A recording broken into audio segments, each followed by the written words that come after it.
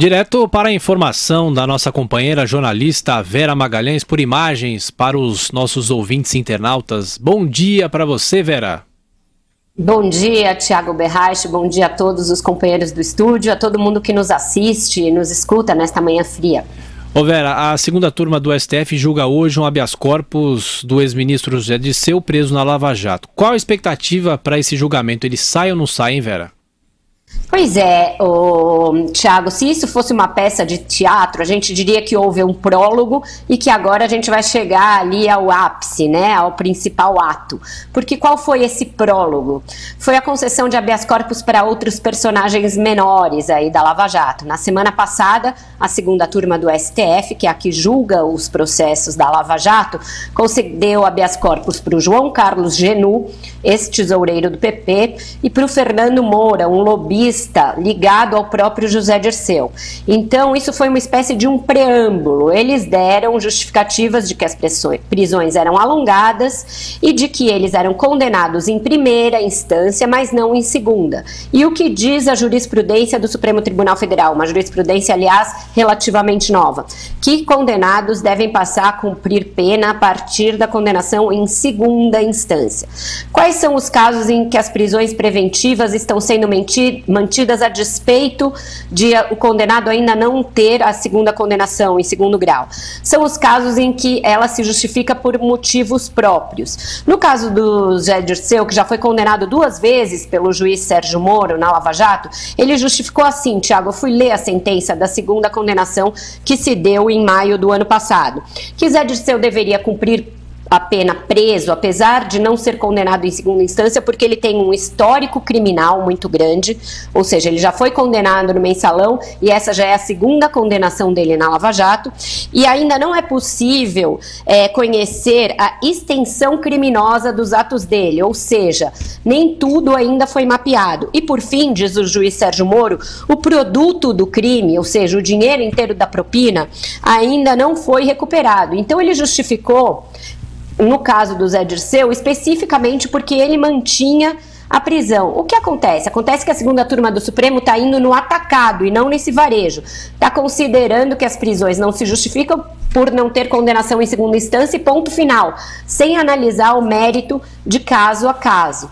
Então, nesse aspecto, é possível e até provável que a segunda turma siga essa tendência das últimas semanas e conceda o habeas corpus ao José Dirceu, que é descrito como uma peça-chave no núcleo político da Lava Jato pelo juiz Sérgio Moro e pelo Ministério Público. Vamos lembrar, Thiago, que essa composição nova da segunda turma, ela foi possível quando o Lewandowski deixou a presidência do Supremo e voltou a ser um ministro da planície ali. Então ele integrou a segunda turma no lugar da Carmen Lúcia. Com isso se formou uma espécie de nova maioria na segunda turma. Ficam ele, o Gilmar Mendes e o Toffoli comumente a favor dessa tese de que as prisões preventivas são excessivas. Isso é um golpe importante na Lava Jato. Golpe não no sentido de ser uma coisa ilegal, mas é de ser um golpe tipo uma martelada mesmo. Você acha que está chegando ao fim as prisões preventivas lá no Supremo Tribunal? Eu acho, Joseval, você como criminalista, não sei qual é a sua opinião, mas as prisões preventivas, elas tiveram um peso importante na Lava Jato. Eu discordo dessa tese de que elas são excessivas e discordo também que elas sejam feitas com o intuito declarado de levar os presos à delação. Eu acho que o juiz Sérgio Moro estendeu, sim, os limites ali para a aplicação da pena de prisão preventiva. E ele justifica isso dizendo que os poderosos no Brasil normalmente não eram punidos, nunca eram presos e que há, caso a caso, explicações que o Código Penal reconhece para a prisão preventiva, sim. Com isso, a gente viu aí, com isso e com a mudança da jurisprudência da prisão em segunda instância, a gente viu muita gente indo para a delação. Então, esses são alguns dos pilares fundamentais da Lava Jato. A soltar todo mundo, fazer aqui passava boi, passava boiada, começar a soltar todo mundo, eu acho que se perde sim uma das forças de coesão da Lava Jato.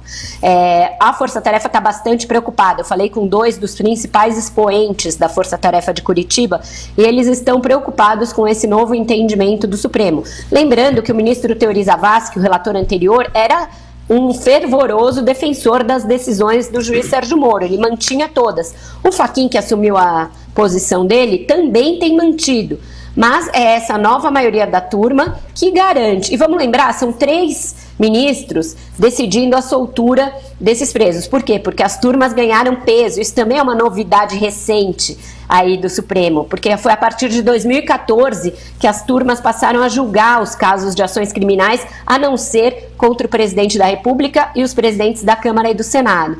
Então você veja que 3 ministros são capazes de mudar o rumo da Lava Jato. Isso é bastante significativo.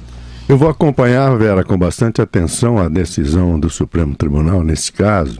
Antigamente a prisão preventiva até tinha um prazo definido de 81 dias.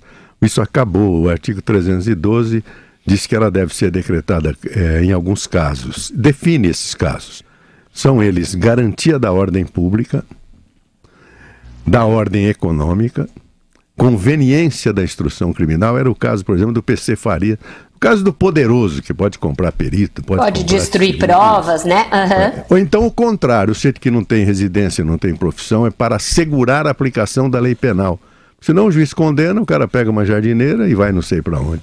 Então esses são os casos da preventiva, definidos no artigo 312 do Código de Processo Penal. Fora disso, não. O Moro tem usado muito essa coisa do histórico criminal e a continuidade delitiva, Josival. Eu não sei se tem usado também... isso, como dizem os advogados, contra a legem. Ah, é? É contra a lei.